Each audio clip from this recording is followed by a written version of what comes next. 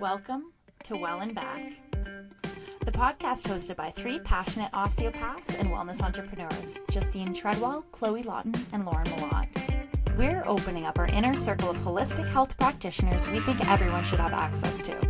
Listen in as we share our personal and professional perspectives on how our bodies respond to our everyday choices, as well as our favorite health tips and tools to help us feel good and move well. Enjoying the path on your way to your goal. That's been something that I really want to focus on in the new year, because it's so easy to set goals and then feel almost dissatisfied until you reach them. But once you check that box of like, oh, I've accomplished this, it's on to the next thing. It's never really ending, and I don't want it to. So I'm just going to enjoy the moment of this like growth phase. And that's like a main goal of mine, like an overarching theme would be finding contentment in the chaos. And I said that when I was speaking on adversity, like not labeling things as good or bad, but on a small scale, even like in my home in a daily life, I'm going to take this practice of finding contentment even when things seem a little bit messy around me. I like to work in a clean and organized space. But the reality of it is that I have two extremes. Like sometimes I'm really not that clean and organized person. My house can really reflect how my life is at the moment. Like if I'm kind of everywhere and traveling or just juggling a lot of different aspects of my life. And I used to feel like I had to get up and put everything back in order before I could even sit down and start something. And there's definitely a nice feeling. I do like working in a very clean and organized space, but it was wasting so much time, and then that was making me more stressed. So now I can sit myself down in a bit of chaos, just take a moment to look around and say, all of these things are things I will deal with, and it'll feel good once they're away. But in this moment, getting this done is my priority. You come in the door and I have a jacket over here, a purse there, just all these little things that add up in your main space. And I just sat myself down in it. I looked around and I was like, you know what? I'm so grateful for having what I would typically say is all this crap in my space. I'm grateful for every item that's here. So I'm just going to look at it for a second. I'm going to find peace that they're here right now. They won't be forever. I'll address it when I have time, but I'm going to work within this environment. And I think that should be a practice that we're almost pushing more so than even making sure your space is perfectly organized all the time. Because in life, there's so many times that your environment is so out of your control. Yeah. And if you can find peace or contentment or acceptance within a messy or chaotic situation, I think we'd all be a little bit better off. And you look at social media and I'm even guilty of it. If I were to want to post something, it's like make it look clean and visually appealing, just to have this perfectly placed setting. And nobody really wants to share their mess. I wouldn't necessarily have somebody over if it was messy. So I don't think there's anything wrong with wanting to tidy before you share something about your home. But just for me to do my daily tasks within a space that may not be perfect, I think is more of an exercise I want to work on this year than even making sure it's perfect all the time. Yeah. And I also think it's a testament to who you are as a person. Yes, you could be the person that like has things completely organized at all times in your house for this example, sure. But it's also like looking at what that time can be better used and how it can be better spent. It's almost like there's something to be really proud of in that moment, because your life is a series of choices and like you're actively making that choice in a time constraint or a pressure situation where maybe you have a deadline, or maybe there's like an option for you to say, oh, I have too much on my plate or I can't fit that in. But you're the type of person that says yes first and then finds the time, finds the space and makes it work. And what you come out of when you're done that is you're able to accomplish a lot more or have a deeper impact, as opposed to having your place clean 100% of the time, or whether it's your physical home or like that mental clarity. You can kind of do that juggling act. And I don't think we're meant to do things completely organized. Sometimes it's letting that take a back seat for the bigger picture. So as soon as you reframe it that way, it takes the pressure off of you and you're like, okay, yeah, that's why me as a person, why I sometimes let things get that way. And then it makes you feel like you understand yourself better, and you get where you're coming from. Yeah, it sounds like we have a lot of the same or similar themes that we've been working through. So, Lauren, give me some of your specific tangibles that you're working towards in 2024 and how you're mapping that out. Yeah, so I think one of the biggest ones is decreasing my toxic load. And this was a big habit that I broke last year and I'm leaving behind in 2023, is getting my nails done regularly. Like I know. I have to change your name in my phone because I have you as Lauren with like the nail emoji. I know. It's come a long way. I really thought I would die on that hill of consistently having nails. And I thought it was this like juxtaposition of like, I use my hands a lot. I don't want to worry about a nail chipping or anything like that. So I was like, tried and true bio gel with shellac on top. I would always have it on. And to me, they were like bulletproof nails. And it was great. We even went through school and we were not allowed, we had some strict rules at school. We were not allowed to have nails, and I would still do everything within my power to keep them on. Like and we had the 3 weeks in between that there was like that time for Lauren to have the nails and not have them for the school week, but she couldn't let it go. Yeah, it would be like Sunday night before we go in and I like wouldn't have gotten it removed. And then I'm just like filing down. It's her body language in school, like actually constant fist. Yeah. Yeah. But it just got to a point where I really realized like how much of an unnecessary exposure getting your nails done all the time is, from the fumes that you're inhaling, the chemicals you're absorbing, especially if you're doing it repeatedly and wearing down your nail beds. And also looking at your time allocation, like spending an hour in a nail salon out of your day and like taking the time to schedule that in. It just like made less and less sense. And so I started off by thinking, okay, I'm going to give him a little break. And then I just haven't looked back, and I actually am like, I like my zero nails. It's very Sophia Richie right now.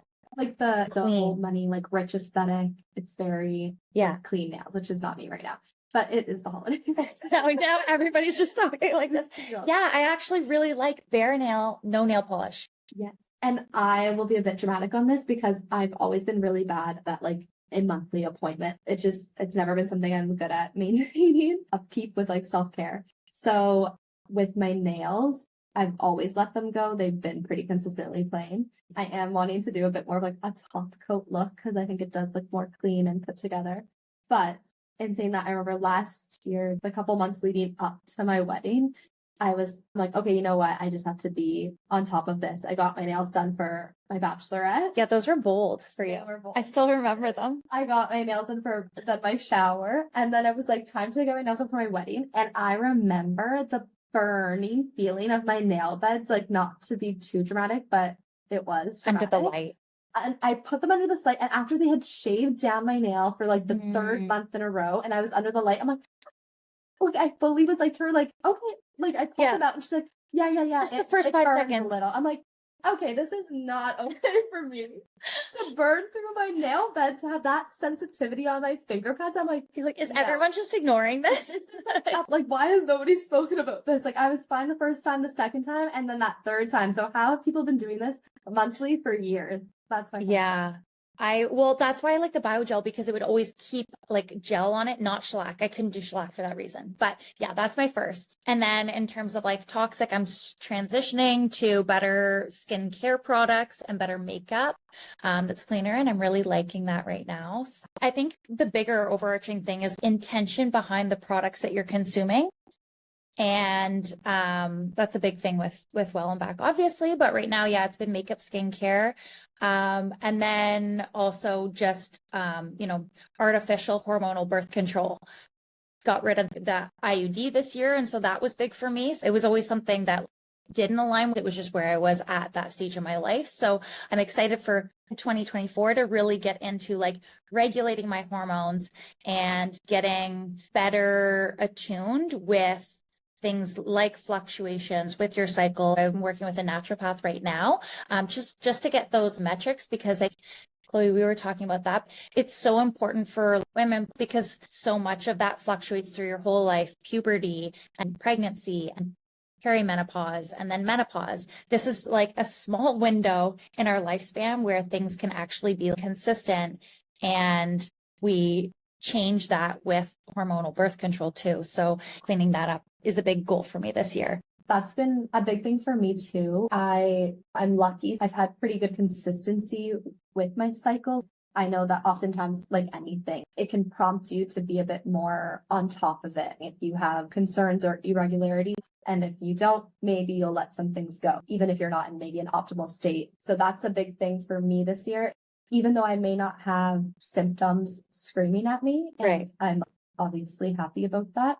I really want to take a deeper dive into getting those baseline checks holistically and really knowing so much more about my body. I just want everything out on the table to really be able to reset what I'm eating, how I'm moving throughout the month according to my cycle, and just be a bit more aware of what supplements are right for me instead of just trying to do everything that I see online. I just want to really customize a protocol for myself. Yeah.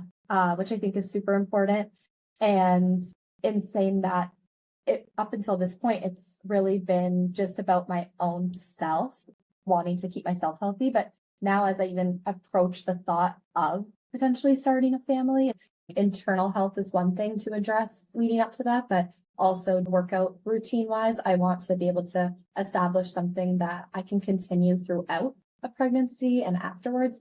So really thinking of how I want my body to be going into that stage and being as strong and stable as possible, because there are so many things that can arise with pregnancy when it comes to your body.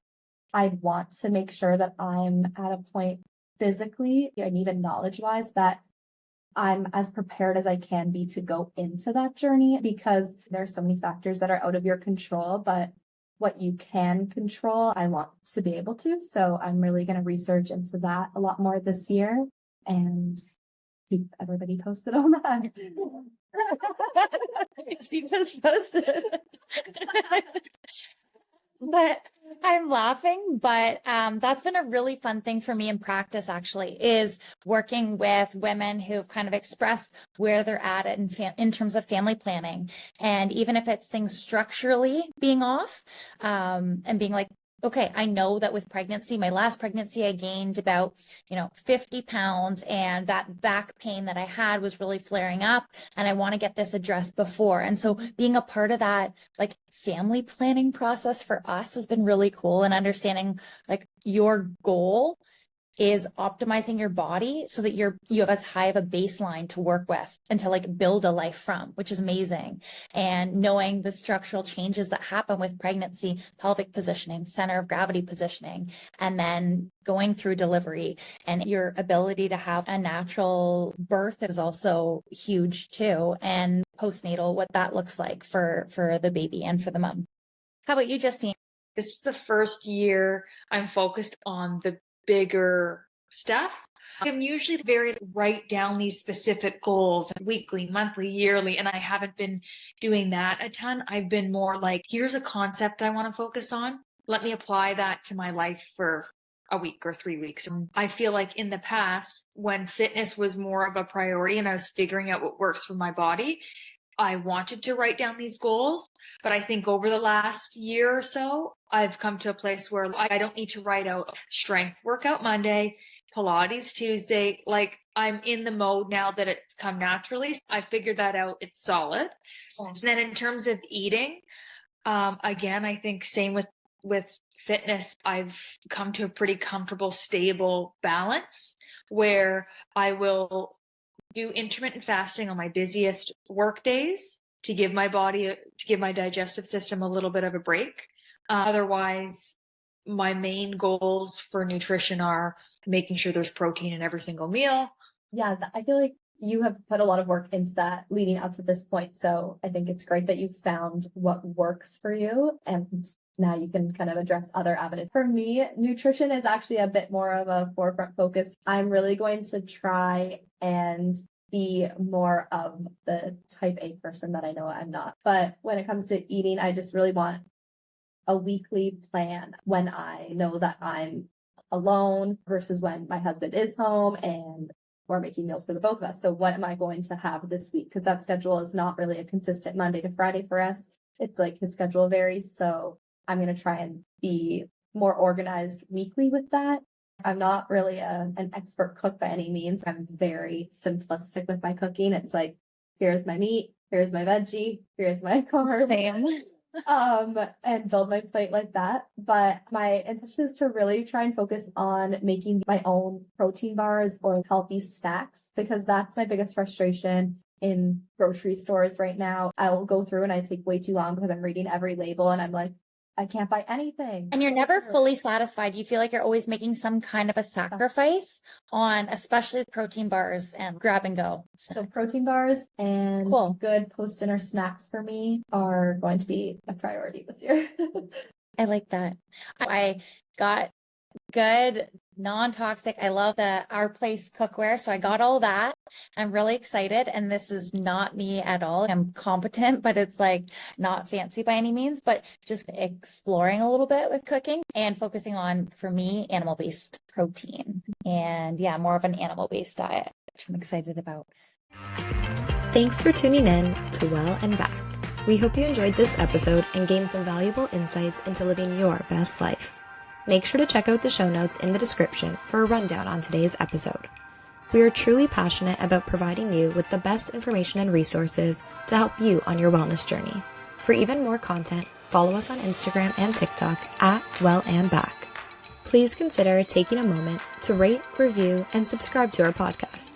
By letting us know how this episode resonated with you or what you'd like to hear more of, it helps us to continuously improve. Until you're back, we wish you well.